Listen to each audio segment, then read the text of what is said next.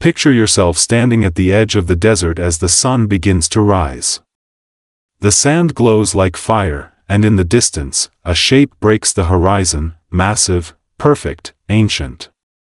The Great Pyramid.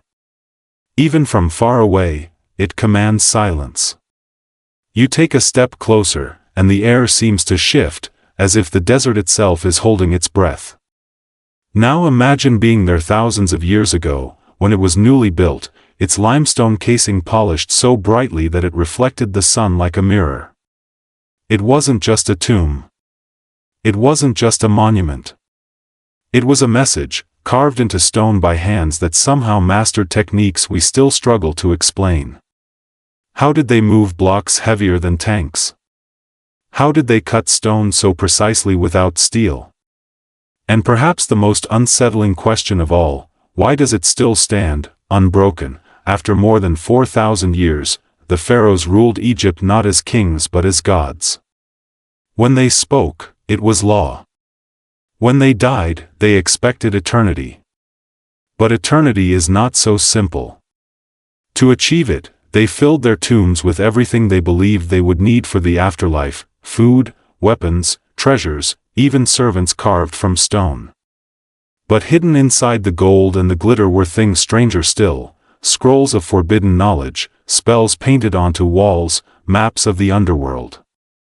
Every detail carefully placed, because the journey after death was as dangerous as life itself. Now follow me into the Valley of the Kings. The cliffs rise high above, silent and watchful, as though guarding the tombs below. You step inside one chamber and the air is thick, heavy, untouched for thousands of years. The walls are alive with color, blues and reds, stars painted across ceilings, gods stretching their hands to guide the dead. And in the center, the sarcophagus of a pharaoh, sealed shut, waiting. Think of Tutankhamun, the boy king, gone too soon, buried with treasures no one had seen until 1922. When Howard Carter opened that tomb, the world gasped. A golden mask staring back at him, dazzling, perfect. But along with the treasure came whispers of a curse.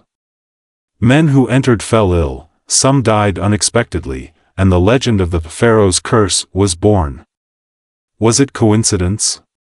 Or was it Egypt's way of warning us that its secrets were never meant to be touched? And then there is the Sphinx. Half lion, half man, its face eroded by centuries of sand and wind, yet still it stares across the desert as though guarding something hidden. Some say it is older than the pyramids themselves, built by a civilization we do not even know.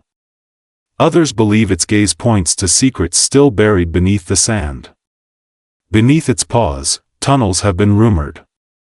What lies below? No one can say for sure. Walk along the Nile, and you will see temples rising from the riverbanks, their columns carved with gods and goddesses, their walls filled with stories we are still trying to read. Hieroglyphs whisper of battles between light and darkness, of gods walking among mortals, of hidden power that could grant life or bring destruction. And though we've translated many of them, some remain puzzles, their meanings lost in time. What if they are not just stories but warnings? What if the Egyptians knew truths we've forgotten? Egypt was not simply a civilization. It was an obsession, even for those who lived in it. They built monuments not just to be remembered but to remind us that their power was beyond question. And yet, in every shadow, there is doubt. Why were the pyramids aligned so perfectly with the stars? Why do some structures seem far older than they should be?